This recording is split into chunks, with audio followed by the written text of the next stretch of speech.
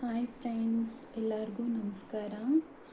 Already ನಿಮಗೆ ಗೊತ್ತಾಗಿರುತ್ತೆ ತಮ್ಲೈನಲ್ಲಿ ನೋಡಿ ಏನು ಟಾಪಿಕ್ಕು ಅಂತ. ನಾನು ಈ ವಿಚಾರನ ಅಥವಾ ಈ ಟಾಪಿಕ್ನ ನಿಮ್ಮ ಹತ್ರ ಶೇರ್ ಮಾಡ್ಕೋಬೇಕು ಅಂತ ನನಗೂ ಅನಿಸಿದೆ. ಏನಂದರೆ ಏನಿದೆ ಗೆಸ್ ಮಾಡಿ ಕೈಯಲ್ಲಿ? ಜಜಾನ್, ನಂದು ಸೆಕೆಂಡ್ ಪ್ರೆಗ್ನೆನ್ಸಿ ಕನ್ಫರ್ಮ್ ಆಗಿದೆ. ನಮ್ಮ ಪಾಪುಗೆ ಇನ್ನೊಂದು 6 ತಿಂಗಳು ಹೋದರೆ 3 ಇಯರ್ಸ್ ಕಂಪ್ಲೀಟ್ ಆಗುತ್ತೆ. ನಾವೇ ಪ್ಲ್ಯಾನ್ ಮಾಡಿಕೊಂಡ್ವಿ ಈ ಸೆಕೆಂಡ್ ಪ್ರೆಗ್ನೆನ್ಸಿ. ಬಟ್ ಇನ್ನೂ ಟ್ವಿಸ್ಟ್ ಏನಿದೆ ಅಂತ ನಿಮಗೆ ಗೊತ್ತಾ? ಅದನ್ನು ಕೇಳಿ ನಮಗಂತೂ ಒಂದು ಕಡೆ ಶಾಕು ಆಯಿತು, ಒಂದು ಕಡೆ ಖುಷಿನೂ ಆಯಿತು. ಆದರೆ ಬೇರೆಯವ್ರಿಗೆಲ್ಲ ಹೇಗೆ ಹೇಳಬೇಕಪ್ಪ ಅಂತಲೇ ಗೊತ್ತೇ ಆಗಲಿಲ್ಲ. ಅಷ್ಟೊಂದು ಇದು ಆಯಿತು. ಅದೇನಂತ ಹೇಳ್ತೀನಿ. ಫಸ್ಟ್ನೇ ಪ್ರೆಗ್ನೆನ್ಸಿಗೂ ಸೆಕೆಂಡ್ನೇ ಪ್ರೆಗ್ನೆನ್ಸಿಗೂ ಡಿಫ್ರೆನ್ಸ್ ಇದೆ, ಹಾಗೆ ಹೀಗೆ ಅಷ್ಟು ಗೊತ್ತಾಗಲ್ಲ ಅಂತ ಏನೇನು ಹೇಳ್ತಾರೆ. ಹಾಗೇನಿಲ್ಲ, ಒಂದೊಂದು ಪ್ರೆಗ್ನೆನ್ಸಿ ಒಂದೊಂದು ಥರ ಇರುತ್ತೆ. ಫಸ್ಟ್ ಪ್ರೆಗ್ನೆನ್ಸಿಲಿ ನನಗೆ ವಾಮಿಟಿಂಗ್ ಇರಲಿಲ್ಲ, ಓಕ್ರಿಕೆ ಇರಲಿಲ್ಲ, ಸುಸ್ತು ಇರಲಿಲ್ಲ, ಏನೂ ಇರಲಿಲ್ಲ. ಈ ಸೆಕೆಂಡ್ನೇ ಪ್ರೆಗ್ನೆನ್ಸಿಲಿ ಆಲ್ಮೋಸ್ಟ್ ಎಲ್ಲನೂ ಇತ್ತು. ಈಗ 5 ಮಂತ್ಸ್ ಆಗಿದೆ. 5 ಮಂತ್ಸ್ ಆಗಿರೋದ್ರಿಂದ ನನಗಿವಾಗ ಎಲ್ಲ ಸರಿ ಹೋಗಿದೆ ಒಂದು ಇದರಲ್ಲಿ. ಬಟ್ ಏನಂದರೆ ಖುಷಿ ಇದೆ, ಇದು ಪ್ರೆಗ್ನೆನ್ಸಿದು ನನಗೆ ಖುಷಿ ಇದೆ. ಅದು ಯಾಕೆ ಖುಷಿ ಅಂತಂದರೆ, ನಂದು ಟ್ವಿನ್ಸು. ಡಾಕ್ಟ್ರು ಸ್ಕ್ಯಾನಿಂಗ್ ಮಾಡಬೇಕಾದ್ರೆ ಸ್ಕ್ಯಾನಿಂಗ್ ಸೆಂಟರಲ್ಲಿ ಅವರು ಸ್ಕ್ಯಾನಿಂಗ್ನ ಹಿಂಗೆ ದಿಟ್ಟಿಸಿ ಹಿಂಗೆ ನೋಡ್ತಾ ಇದ್ದರು. ನಾನು ಸರ್ ಏನಾಗಿದೆ ಸರ್ ಅಂತ ಕೇಳ್ತಾಯಿದ್ದೆ. ಇರಮ್ಮ, ನನಗೆ ಕಾಣಿಸ್ತಾ ಇಲ್ಲ, ಒಂದು ನಿಮಿಷ ನೋಡ್ತಾ ಇದ್ದೀನಿ ಅಂತ ನೋಡ್ಬಿಟ್ಟು ಅವರು ಶಾಕ್ ಹೇಳ್ತಿದ್ದಾರೆ, ನಿಮಗೆ ಟ್ವಿನ್ಸ್ ಇದೆ ಅಮ್ಮ ಅಂತ ಹೇಳ್ತಿದ್ದಾರೆ. ಅವಾಗ ನನಗೂ ಶಾಕು, ಒಂದು ಕಡೆ ಖುಷಿ ಆಗ್ತಿದೆ, ಒಂದು ಕಡೆ ಶಾಕ್ ಆಗ್ತಿದೆ. ಏನು ಮಾಡೋದು ಸರ್, ನಂಗೆ ಆಲ್ರೆಡಿ ಒಂದು ಬೇಬಿ ಇದೆ ಸರ್ ಅಂತ ನಾನು ಹೇಳಿದ್ರೆ, ಏನು ಮಾಡೋಕ್ಕಾಗಲ್ಲಮ್ಮ, ದೇವ್ರು ಕೊಟ್ಟಿದ್ದಾನೆ, ತೊಗೊಳ್ಬೇಕು ಅಂತ ಅವ್ರು ಹಂಗಂದರು. ಆಮೇಲೆ ಸರಿ ಅಂದ್ಬಿಟ್ಟು ನಮ್ಮ ಹಸ್ಬೆಂಡು ಪಾಪುನ ಮಗಳನ್ನ ಆಟ ಆಡಿಸ್ಕೊಂಡು ಅಲ್ಲೇ ಕುಂತಿದ್ರು. ಆವಾಗ ಹೋಗ್ಬಿಟ್ಟು ಟ್ವಿನ್ಸ್ ಅಂತೀರಿ ಅಂತ ನಾನು ಅವ್ರಿಗೆ ಖುಷಿ, ಫುಲ್ ಖುಷಿ. ಆಮೇಲೆ ಇವಳೇ ಇಷ್ಟೊಂದು ತೀಟೆ, ನಮ್ಮ ಕತೆ ಮುಗೀತು, ಹಂಗೆ ಹಿಂಗೆ ಅಂತ ಅವ್ರು ಅಂತ ಇದ್ದರು. ಯಾಕೆಂದರೆ ಅಷ್ಟು ತೀಟೆ ನಮ್ಮ ಮಗಳು. ಹಾಗಾಗಿ ನಮಗೇನು ಟ್ವಿನ್ಸ್ ಆಗಿರೋದ್ರಿಂದ ಏನು ಟೆನ್ಷನ್ ಏನಿಲ್ಲ. ಬಟ್ ಇವರು ಕ್ವಾಟ್ಲೆ ತಡೆಯೋಕ್ಕಾಗಲ್ವಲ್ಲ ಅನ್ನೋದು ಒಂದಿದು. ಒಂದು ವರ್ಷವೂ ಇಲ್ಲ ಕಂಡು, ಒಂದು 9 ತಿಂಗಳವರೆಗೂ ಮಕ್ಕಳು ಇರ್ತಾರೆ. ಅವ್ರಿಗೆ ಯಾವಾಗ ತೆಗಿಯೋಕ್ಕೆ ಕಾಲು ಬರುತ್ತೆ ನೋಡಿ, ಆ ಕ್ಷಣದಿಂದ ನಮಗಂತೂ ರಿಮೈಂಡ್ ರೂಮ್ ಸ್ಟಾರ್ಟ್ ಆಗುತ್ತೆ. ಅಂದರೆ ಅಬ್ಬಾ, ನಾವು ಇಷ್ಟು ತೀಟೆ ಮಾಡ್ತಿರ್ಲಿಲ್ವಂತೆ, ಈ ಜನ್ರೇಷನ್ ಮಕ್ಕಳು ನೋಡಿ ಹೇಳ್ತಾರೆ. ಅಬ್ಬಬ್ಬಾ, ಅದರಲ್ಲೂ ನನ್ನ ಮಗಳಂತೂ ತುಂಬ ಅಂದರೆ ತುಂಬ ತೀಟೆ. ಅವ್ರ ಅಪ್ಪನೂ ಹಾಗೆ ತೀಟೆ ಮಾಡ್ತಿದ್ರಂತೆ, ಸೇಮ್ ಡಿಟೋ. ಅವರಪ್ಪ ಹೆಂಗಿದ್ರು, ಅವರಪ್ಪ ಯಾವ ಥರ ತೀಟೆ ಮಾಡ್ತಿದ್ರು, ಎಲ್ಲನೂ ಹಂಗೆ ನೋಡಿ. ಲೈನ್ ಕಾಣಿಸ್ತಿದೆಯಾ ನಿಮಗೆ?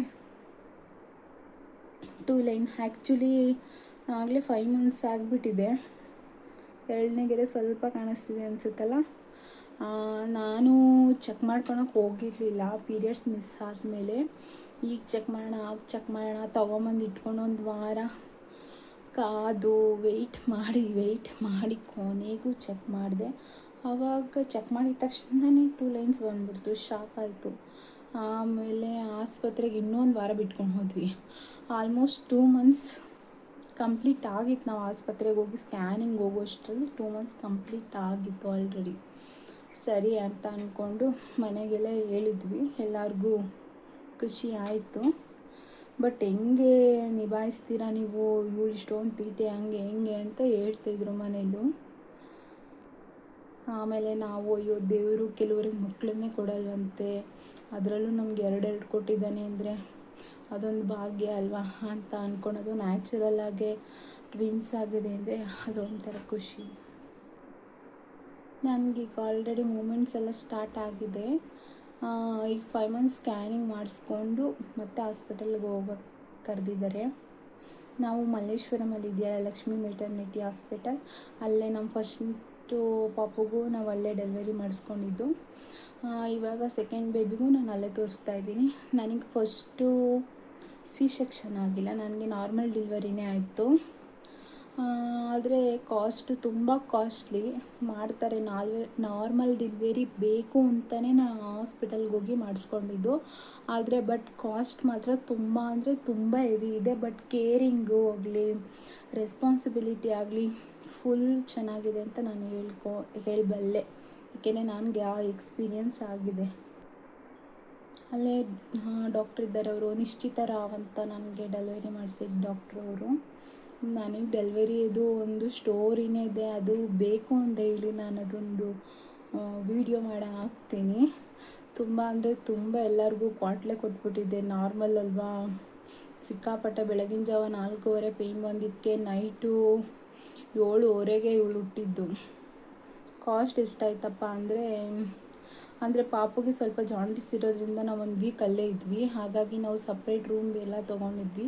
ಹಾಗಾಗಿ ನಮಗೆ ಒಂದು 50 ಆಯಿತು, ನಮಗೆ 50 ಆಯಿತು.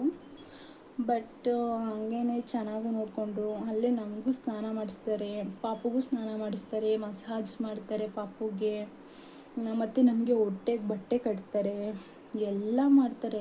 ನಮ್ಮದೊಂದು ಬಟ್ಟೆನೂ ಸಹ ಅವ್ರು ಇಸ್ಕೊಳಲ್ಲ, ಎಲ್ಲ ಅವ್ರದ್ದೇ. ಅವ್ರು ಹಾಸ್ಪಿಟಲಲ್ಲಿ ಇರೋವರೆಗೂ ಫುಲ್ ಎಲ್ಲ ಕ್ಲೀನಿಂಗಿಂದ ಹಿಡಿದು ಮತ್ತು ಬಟ್ಟೆ ಗಿಟ್ಟೆ, ನಮ್ಮ ಹತ್ರ ಒಂದು ಟವಲು ಸಹ ಅವ್ರು ಇಸ್ಕೊಳಲ್ಲ. ಅಷ್ಟು ಚೆನ್ನಾಗಿ ಅವರು ಕೇರ್ ಮಾಡ್ತಾರೆ ಅಂತ ನಾನು ಆ ಆಸ್ಪತ್ರೆ ಬಗ್ಗೆ ಇಷ್ಟು ಹೇಳಬಲ್ಲೆ. ಟ್ವಿನ್ಸ್ ಪ್ರೆಗ್ನೆನ್ಸಿದು ಅಂದರೆ ನಮಗಿಷ್ಟೇ ಖುಷಿ ಇದೆ, ನೋಡಬೇಕು. 2 ಬೇಬಿನೂ ಚೆನ್ನಾಗಿದೆ. ನಿಮ್ಗೇನಾದರೂ 2 ಬೇಬಿ ರಿಪೋರ್ಟ್ ಬೇಕು ಅಂದರೆ, ಸ್ಕ್ಯಾನಿಂಗ್ ರಿಪೋರ್ಟ್ದು ವಿಡಿಯೋ ಬೇಕು ಅಂದರೆ ಕಮೆಂಟ್ ಮಾಡಿ. ನಾನು ಕಮೆಂಟ್ ಮಾಡಿದ್ರೆ ವಿಡಿಯೋ ಮಾಡಿ ಹಾಕ್ತೀನಿ. ಟ್ವಿನ್ಸ್ ಬೇಬಿದು ಹೇಗಿರುತ್ತೆ ಸ್ಕ್ಯಾನಿಂಗ್ ರಿಪೋರ್ಟ್ ಅಂತ. ನೆಕ್ಸ್ಟ್ ವಿಡಿಯೋದಲ್ಲಿ ಪಕ್ಕ ಅದನ್ನು ಒಂದು ಬ್ಲಾಗ್ ಮಾಡಿ ಹಾಕ್ತೀನಿ ಅಂತ ಹೇಳ್ತಾ, ಏನಂದರೆ ಒಂದು ಕಡೆ ಖುಷಿನೂ ಇದೆ. ಬಟ್ ಈ ಸಲ ಟ್ವಿನ್ಸ್ ಇರೋದ್ರಿಂದ ಎಲ್ಲಿ ಸಿ ಸೆಕ್ಷನ್ ಮಾಡಿಬಿಡ್ತಾರೋ ಅಂತ ಸ್ವಲ್ಪ ಭಯನೂ ಇದೆ.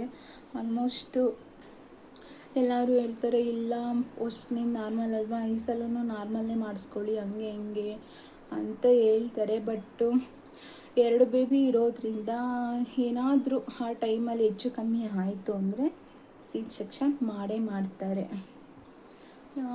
ಹಾಗಾಗಿ ನಾವು ಇದೇ ಆಗುತ್ತೆ ಅದೇ ಆಗುತ್ತೆ ಅಂತ ಹೇಳೋಕ್ಕಾಗಲ್ಲ, ನೋಡೋಣ ಏನಾಗುತ್ತೆ ಅಂತ.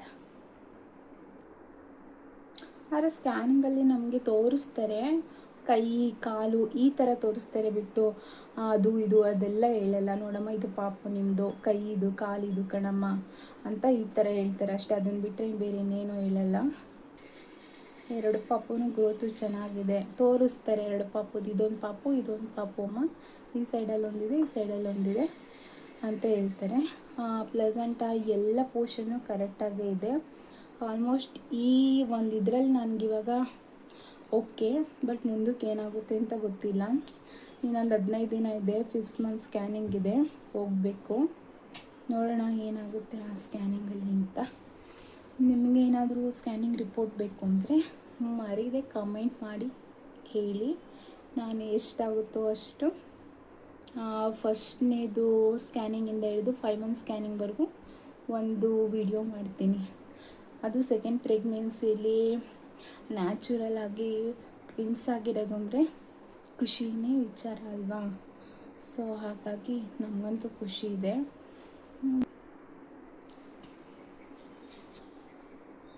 ಆಮೇಲೆ ಯಾವುದಾದ್ರೂ ಆಗಲಿ, ಗಂಡಾದರೂ ಆಗಲಿ ಹೆಣ್ಣಾದರೂ ಆಗಲಿ ದೇವ್ರು ಕೊಟ್ಟಿರೋ ಪ್ರಸಾದ ಅಂತ ನಾವು ಸ್ವೀಕರಿಸ್ತೀವಿ. ಅದನ್ನು ಬಿಟ್ಟು ಅಯ್ಯೋ ಗಂಡೇ ಬೇಕು ಹೆಣ್ಣೇ ಬೇಕು ಅಂತ ನಾವು ಯಾವ ಇದಕ್ಕೂ ಅಂದ್ಕೊಳೋದು ಇಲ್ಲ, ಕ್ಷಣನೂ ಬರಲೂಬಾರ್ದು ಅಂತ ನಾನು ತಿಳ್ಕೊತೀನಿ. ಹೆಣ್ಣಾದರೂ ಖುಷಿನೇ, ಗಂಡಾದರೂ ಖುಷಿನೇ. ಆಲ್ರೆಡಿ ಹೆಣ್ಣಿದೆಯಲ್ಲ, ನಿಮ್ಮ ಗಂಡ ಆಸೆ ಇಲ್ವಾ ಅಂತಂದರು, ಯಾರಿಗೆ ಆಸೆ ಇರಲ್ಲ, ಆಸೆ ಎಲ್ಲರಿಗೂ ಇರುತ್ತೆ. ಬಟ್ ದೇವರು ಇಂಥವ್ರಿಗೆ ಇದನ್ನೇ ಕೊಡಬೇಕು ಅಂತ ಅಂದ್ಕೊಂಡ್ಮೇಲೆ ಅದು ಅವನ ಪ್ರಸಾದ, ನಾವು ಸ್ವೀಕರಿಸ್ಬೇಕು ಅಷ್ಟೇ. ಅದನ್ನು ನಾವು ತೃಪ್ತಿಯಿಂದ ಸ್ವೀಕರಿಸ್ತೀವಿ. ಹಿಂಗೆ ನೋಡಿದ್ದೀರ ಎಷ್ಟೋ ಜನ ಹೆಣ್ಮಕ್ಳನ್ನ ಅಲ್ಲಿ ಇಲ್ಲಿ ಬಿಡೋದಂತೆ, ಚಿಕ್ಕ ಚಿಕ್ಕ ಪುಟ್ಟ ಮಕ್ಕಳನ್ನ ಅಲ್ಲಿ ಇಲ್ಲಿ ಮೋರಿ ಸೈಡಲ್ಲಿ ಅಲ್ಲಿ ನಾಯಿ ಎಳ್ಕೊಂಡು ಹೋಗಿ ಏನೇನೋ ಆ ವಿಡಿಯೋಸ್ ಎಲ್ಲ ನೋಡಿಬಿಟ್ರೆ ನಿಜವಾಗ್ಲೂ ಅವ್ರಿಗೆ ಇನ್ನೊಂದು ಜನ್ಮ ಅಂತ ಇದ್ದರೆ ನಿಜವಾಗ್ಲೂ ಅವ್ರಿಗೆ ಬೇಬಿನೇ ಆಗಬಾರ್ದು. ಏಕೆ ಅಂದರೆ ಆ ಥರ ಎಲ್ಲ ಮಾಡೋದ್ರಿಂದ ಎಷ್ಟೊಂದು ಆ ಪುಟ್ಟ ಮಕ್ಕಳು ಎಷ್ಟು ತಡೀತಾರೆ ಹೇಳಿ. ನಾವೇ ಸ್ವಲ್ಪ ಬಿಸಿಲಿಗೆ ಹೋದ್ರೂ ಅಯ್ಯೋ ಬಿಸಿಲು ಹಂಗೆ ಹಿಂಗೆ ಅಂತೀವಿ. ಆ ಪುಟ್ಟ ಮಕ್ಕಳನ್ನ ಮೋರಿಲಿ ಮರ ಸೈಡು ಅಲ್ಲಿ ಪೊದೆಲಿ ಅಲ್ಲಿ ಇಲ್ಲಿ ಬಿಸಾಕಿ ಹೋಗ್ತಾರಲ್ಲ, ಸ್ವಲ್ಪನಾದರೂ ಕರುಣೆ ಇಲ್ವಾ ನಿಮಗೆ? ನೀವು ಒಂದು ಹೆಣ್ಣಾಗಿ ಇನ್ನೊಂದು ಹೆಣ್ಣು ಎತ್ಬಿಟ್ರೆ ಏನಾಗ್ಬಿಡುತ್ತೆ, ಅದು ನಿಮ್ಮ ಜೊತೆನೇ ಬೆಳ್ಕೊಂಡು ಹೋಗುತ್ತೆ. ಗಂಡಗೇನು ಸರಿಸಮನಾಗಿ ಇಲ್ವಾ ಹೆಣ್ಣು? ಹಾಗಾಗಿ ಗಂಡು ಹೆಣ್ಣು ಅಂತ ಭೇದ ಭಾವ ಮಾಡೋದನ್ನು ಬಿಟ್ಟು ದೇವರು ಯಾವ ಮಕ್ಕಳು ಕೊಡ್ತಾನೋ ಆ ಮಕ್ಕಳನ್ನ ಸ್ವೀಕರಿಸೋದನ್ನ ಕಲೀರಿ ಅಂತ ನಾನು ಹೇಳ್ತೀನಿ. ಏಕೆಂದರೆ ನಾವೊಬ್ಬರು ಎಜುಕೇಟೆಡ್ ಆಗಿ ಇನ್ನೊಬ್ಬರಿಗೆ ಅರ್ಥ ಮಾಡಿಸ್ಬೇಕೇ ಹೊರತು ನಾವು ಅದೇ ರೀತಿ ತೀರ ಮಟ್ಟಿಗೆ ಇಳಿಬಾರ್ದು ಅಂತ ಅದನ್ನು ನಾನು ಹೇಳ್ಕೊತೀನಿ. ಓಕೆ, ಜಾಸ್ತಿ ಇಳಿದ್ರೆ ವಿಡಿಯೋ ಲಾಂಗ್ ಆಗಿಬಿಡುತ್ತೆ. ಯಾರಿಗಾದ್ರೂ ರಿಪೋರ್ಟ್ದು ಸ್ಕ್ಯಾನಿಂಗ್ದು ವಿಡಿಯೋ ಬೇಕಾದರೆ ಕೇಳಿ, ಹಾಕ್ತೀನಿ. ನೀವು ವಿಡಿಯೋ ಇಲ್ಲಿವರೆಗೂ ನೋಡೋಕ್ಕೆ ಥ್ಯಾಂಕ್ ಯು ಅಂತ ಕೇಳ್ಕೊತೀನಿ. ಪ್ಲೀಸ್ ಲೈಕ್ ಆ್ಯಂಡ್ ಸಬ್ಸ್ಕ್ರೈಬ್ ಮಾಡೋದು ಮಾತ್ರ ಮರಿಬೇಡಿ. ನಂದು ಹೊಸ ಯೂಟ್ಯೂಬ್ ಚಾನಲ್.